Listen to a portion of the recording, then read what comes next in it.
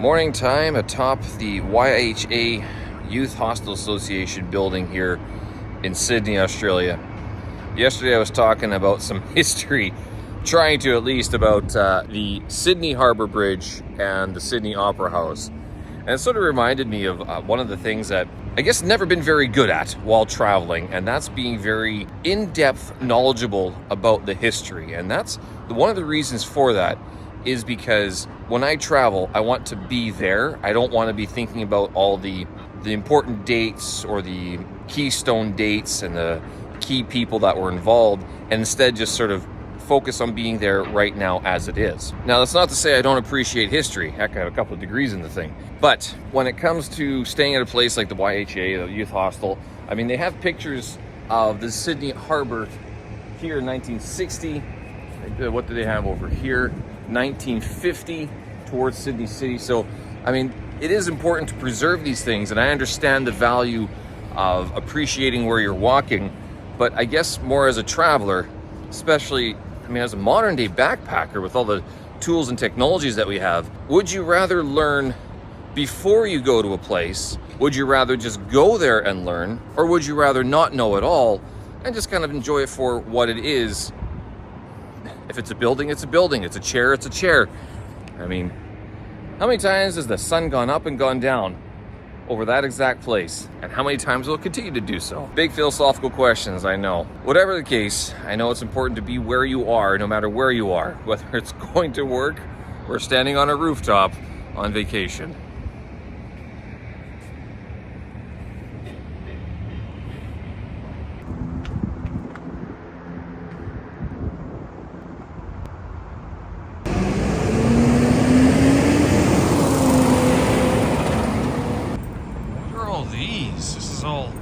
Markings tearing up the street. Seems not bad. Code for certain select people. Hey, I wonder if that means something. A telephone bank.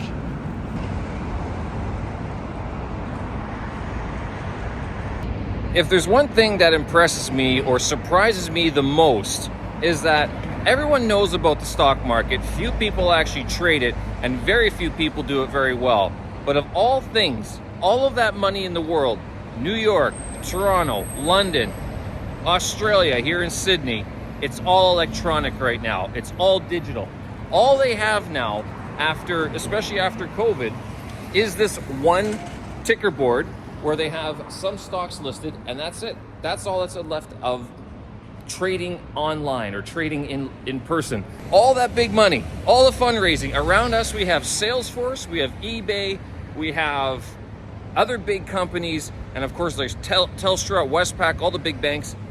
Everything just digital. You can't trade in person. No more tickets, no more running between stations to trade your stocks or anything like that.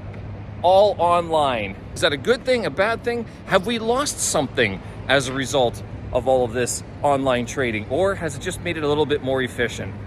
Anyway, this is something I do every now and then. Whenever I'm in a big city, I like to go see the stock exchange just to see what the current state of affairs are, the current state of the economy. And it looks like more and more these exchange squares, these exchange buildings, they're just for show.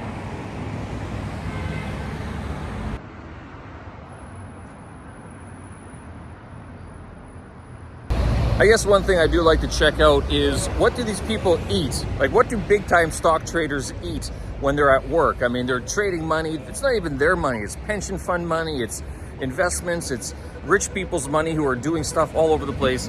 But where do they go eat? Behind me here is a sandwich shop. I guess they could have that. But I also noticed that there's an Easy Mart over there. So it's like a little chow shui, a little supermarket. Is that where they eat? You make $120,000 a year, yet you go to the Easy Mart to get a sandwich. If you know anyone who works at the stock exchange, let me know. What do they eat on a daily basis? Do they make their own food? Do they bring their own coffee? Do they make their own coffee? Or do they go out and grab something to eat because there's no time? You gotta be at, well, where do you have to be nowadays? It's all online anyway. Are they still working from home?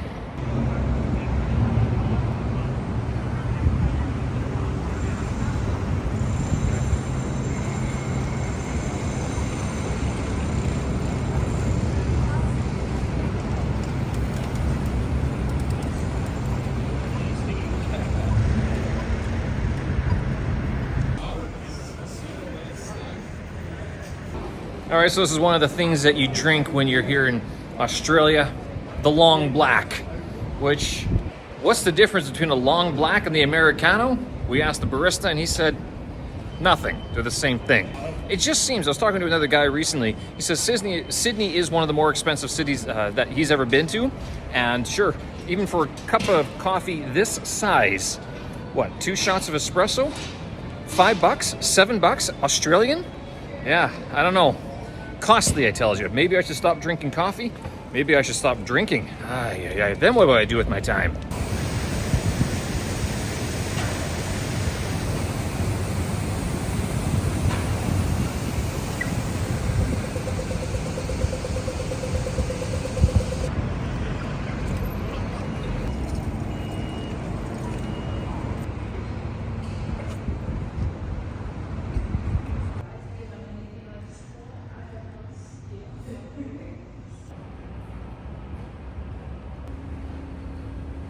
So I'm standing within the grounds of the Hyde Park Barracks. I guess this is where they sent a lot of the convicts when they first came over to Australia, and as one of the ladies described, was the beginning of what they call White Australia. I'm doing a bit of an audio tour here, 40 minutes or so, discusses the history of the Hyde Park Barracks and all the different buildings and the different spaces. I guess right now it looks kind of open and very nice and everything, but apparently this is where a lot of the convicts were brought over, stripped down, and basically put to work to build modern Sydney.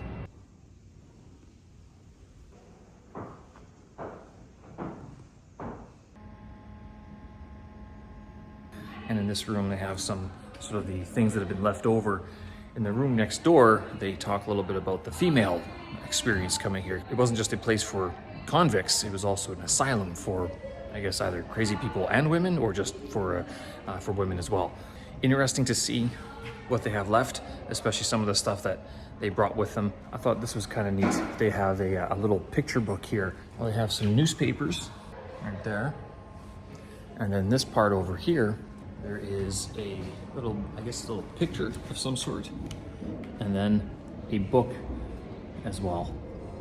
The one confusing part about these headphones and this little setup that they have here is that it's Bluetooth activated. So there's no real demarcation between which story is being told. So you can move from box to box to box and not know. I mean, you can't just walk and listen. It switches the stories as you go. It can be a little bit distracting, but also if you kind of just listening passively, you just walk on through.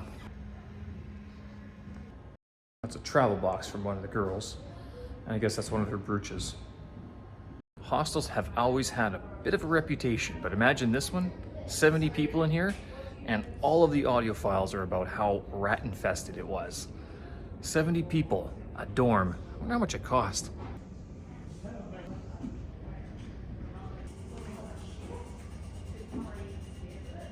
Well, there's something I've never really thought about before.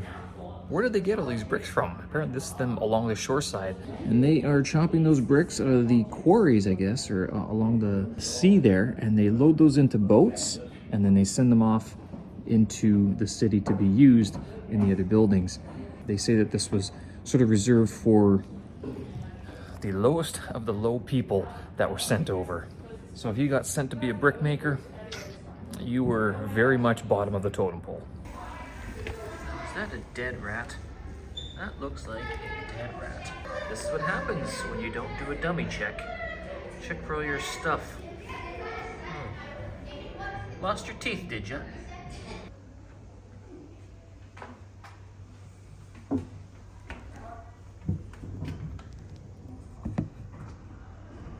Just finished a tour through the Hyde Park Barracks. I guess this is where White Australia first started back in what, the 1830s, 1840s. The tour is free. You get an audio headset. It's about 40 minutes or so, available in a few different languages. They have a lot of stories and a lot of artifacts and pictures and elements from that time, telling of the history of basically the founding of New Sydney way back in the 1820s, 1830s, how a lot of the people that came over, a lot of young men who were convicts, but also women. They were either orphans or they were abandoned or something, and so they were shipped off to the end of the world that Australia was at the time. The museum also pays homage or pays tribute to Aborigines and the indigenous people of Australia, and does represent them and say, like, when the white people came over, when the ships came over from Europe, didn't always go very well. I mean, there was a lot of fighting and of course a lot of disease and sickness and everything.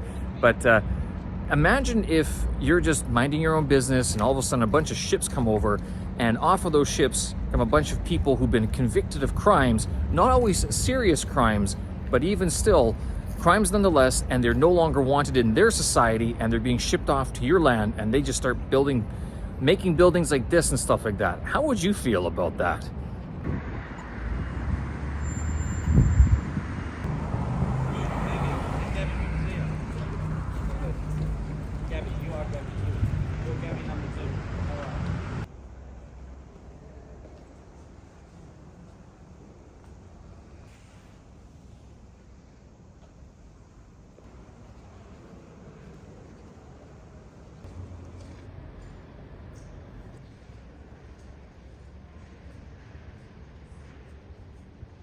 So the Stations of the Cross, there's 14 total, starting with the condemnation and then ending with him being buried in the tomb. But along the way, so they have the Stations of the Cross and the big icons here, but then the stained glass window. Girlfriend was asking me if the glass actually fades over time, and honestly, I don't know if it does. I don't know if they have to sort of maintain it over the years, or if it sort of stays, because it's stained glass, it should stay a lot longer. I'm not entirely sure. These Stations of the Cross only happen before Easter, during the Lenten period in the run-up to 40 days before Easter. The whole Catholic faith is based upon the resurrection of Jesus from the tomb, conquering death by death. The key difference between the Jewish and the Catholic faith being that the Jewish faith recognizes Jesus as a prophet of God, whereas the Catholic faith believes that he is the Son of God. Oh, practicing. Down into the crypt we go.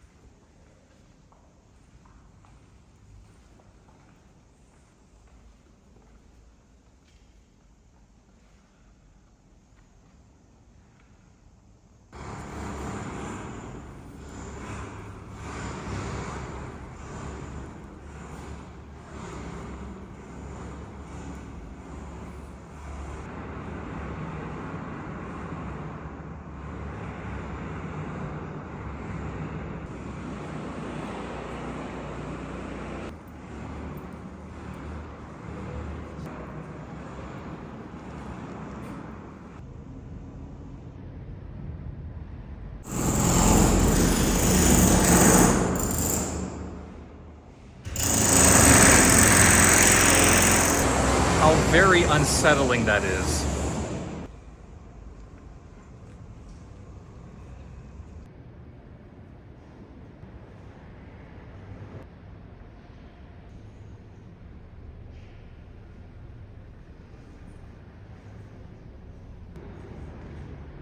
All right, done with St. Mary's Cathedral. I was actually stopped from video, and they say you can take videos, but don't talk to your camera while you're in the church. Okay, I get it.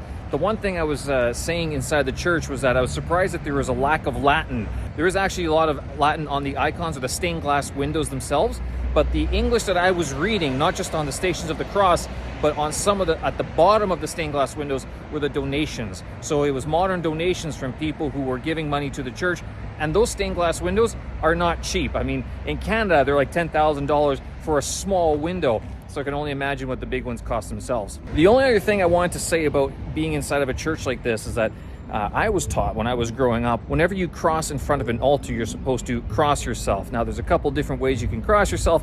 Open hand, three fingers, Father, Son, and Holy Ghost, or Holy Spirit.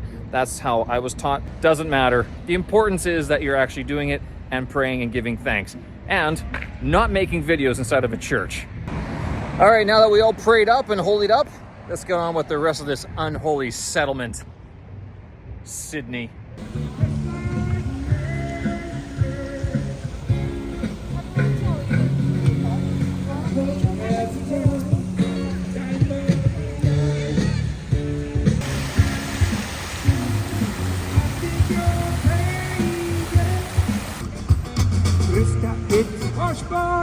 People got stuff.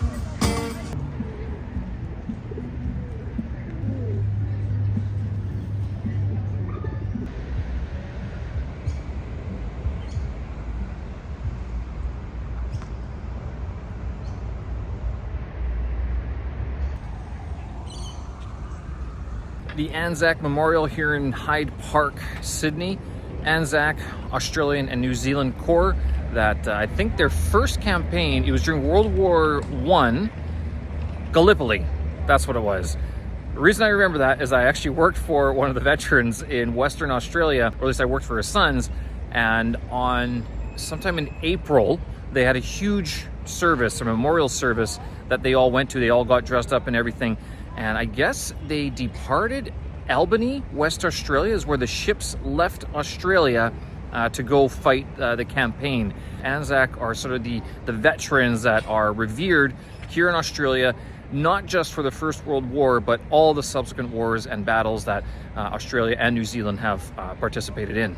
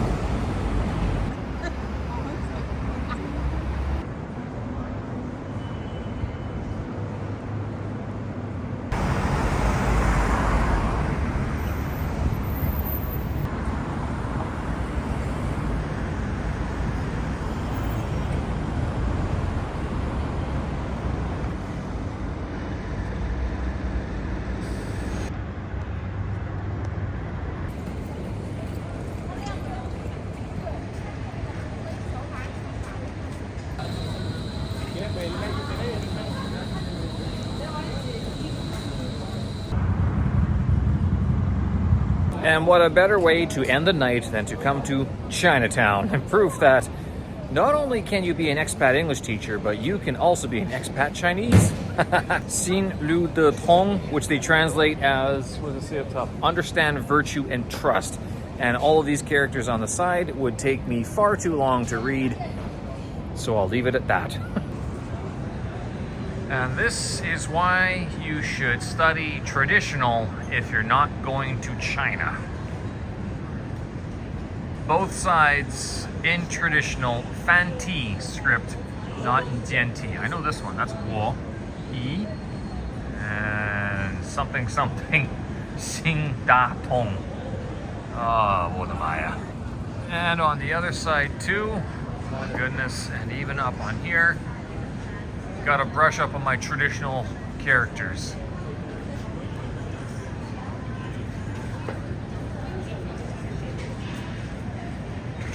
But it is Eating World, 是通天, that one I know.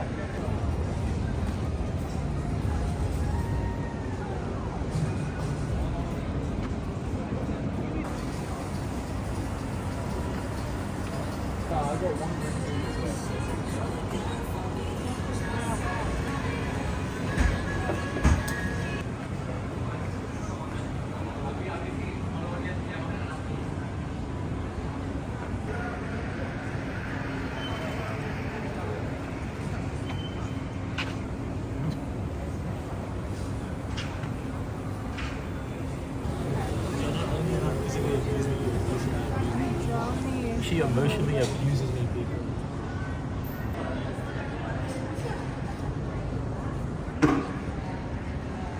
And the only other thing that's right beside the Chinatown is the Hay Street Market, which apparently closes around, I guess, what time is it? It's 6 o'clock or so. So it's shutting down right around now.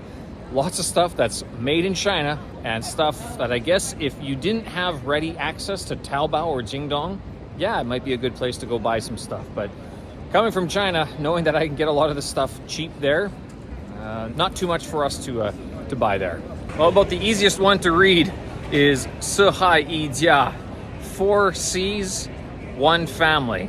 On their flip side, and you read it this way, so Ao Zhong Yo Shan, towards the Australian and Chinese friendship. And that's it. It's a lot quieter than Beijing and certainly a lot quieter than China in general.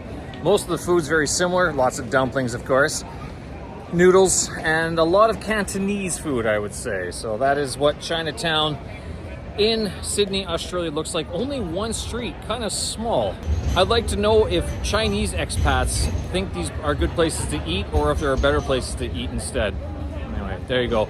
We're gonna make our way back to the hotel now. Since we're up in Chinatown, it's about a 40-minute walk, maybe longer, back to the harbor area, which is where our hostel is located. All right, folks, good seeing you. And unless I see something really interesting, this will be it. Thanks for watching. See you tomorrow. Bye-bye.